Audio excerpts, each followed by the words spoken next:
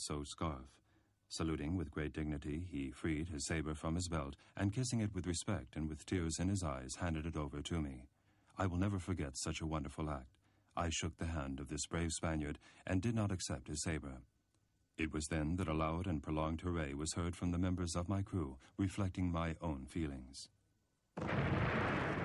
In that very moment, a formidable explosion announced the end of the Vizcaya, sunk forever.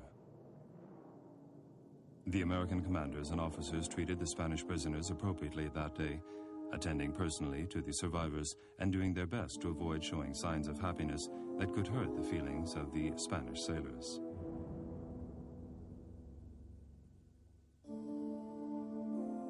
All the prisoners, some 1,700, were taken to the United States, specifically to Portsmouth, Norfolk, and Annapolis.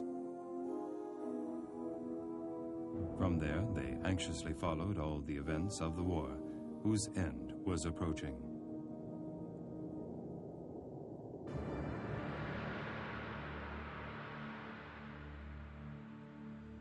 They knew that on the 3rd of July, 3,500 men commanded by Colonel Escario entered Santiago after having experienced, along a distance of 180 kilometers, all types of problems caused by the 800 men that made up the Cuban forces of Hernandez Rios and Estrada.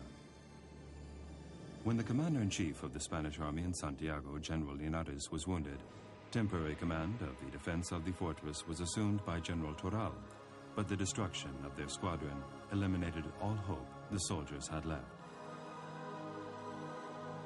The presence of Escario's column and its soldiers only served to add to the total number of men who surrendered and to increase the suffering and hunger in the city. On July 16th, the 4th Corps of the Spanish Army surrendered to the Americans in Santiago, close to the Tree of Peace. General Shafter ignored the collaboration by the Cubans in the land fights and did not even invite Calixto Garcia to attend the parade to celebrate the surrender of the city to the Americans.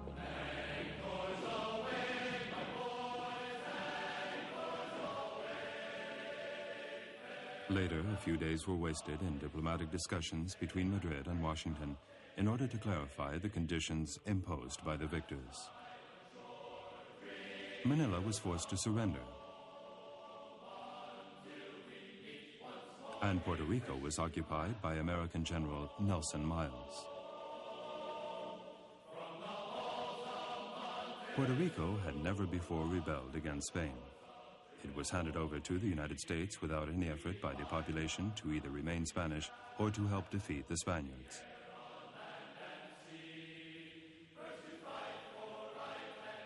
On August 12th, the armistice was established to confirm the end of the war.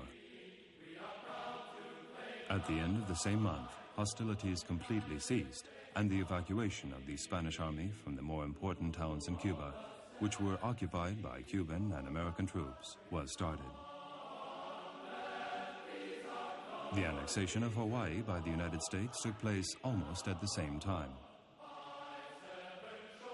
On the 10th of December, 1898, the peace treaty was signed in the Ministry of Foreign Affairs in Paris, and Spain lost sovereignty over Cuba, Puerto Rico, Guam, the Mariana Islands, and the Philippines. The Cubans were not invited to send representatives to the conference, and Spain, with Montero Rios as head of the delegation, took revenge on its ex-citizens by agreeing with the Americans to keep the Cubans away from the event.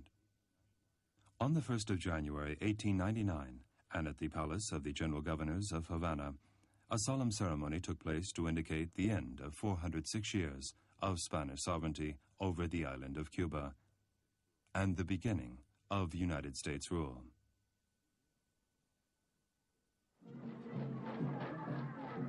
The war had lasted 113 days, and the success of the U.S. military produced a state of imperialist and annexionist excitement in that country. They had defeated a European power that, even though no longer representing a serious threat, was still symbolic.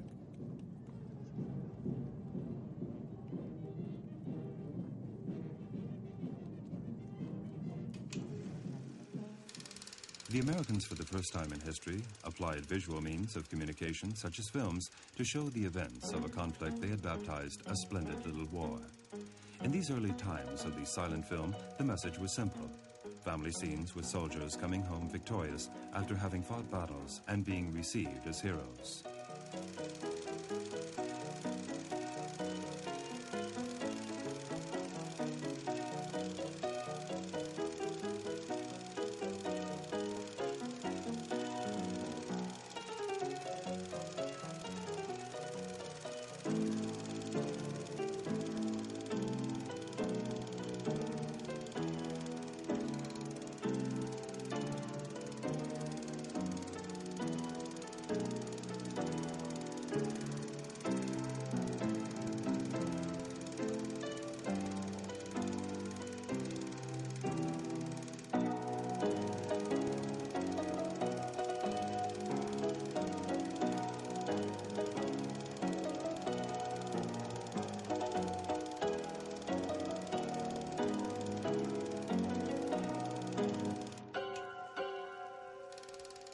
On other occasions, they showed images of what these confrontations were like, such as in this simulation of the naval combat in Santiago with 19th century special effects.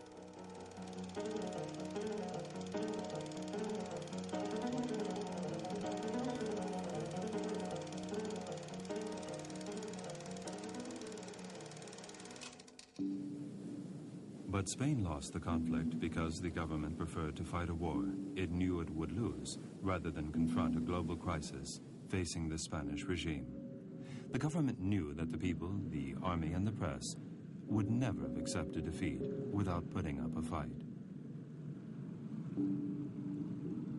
The government considered the war to be the lesser of two evils, deciding on a battle at sea as if wishing defeat to come as soon as possible in order to end the nightmare. Spain decided not to take advantage of one other possibility, the use of the modern submarine Peral, practically considered a secret weapon. Although the U.S. Navy, which owned another submarine, the Holland, chose not to use theirs either because they did not consider it necessary. Spain paid a high price. Added to the immense economic cost of the war were more than 100,000 dead, out of which only 5% died in combat or as a result of wounds. The rest, more than 90,000, died of various diseases. The lessons of the recent past had not served for much, and their stubbornness in wanting to retain control over territories which wanted their independence led to disaster. Honor and heroism, so highly respected by the Spanish politicians, and the idea of which the public had been poisoned, proved useless against an enemy with superior firepower and numbers. The 19th century began for Spain with the disaster of Trafalgar and ended with the disaster in the colonies, all of it tended with a series of unresolved crises, a decadent and depressing environment, and with an awareness that its political system had failed. Spain lost more than protected markets and the last of an empire. It disappeared as a world power.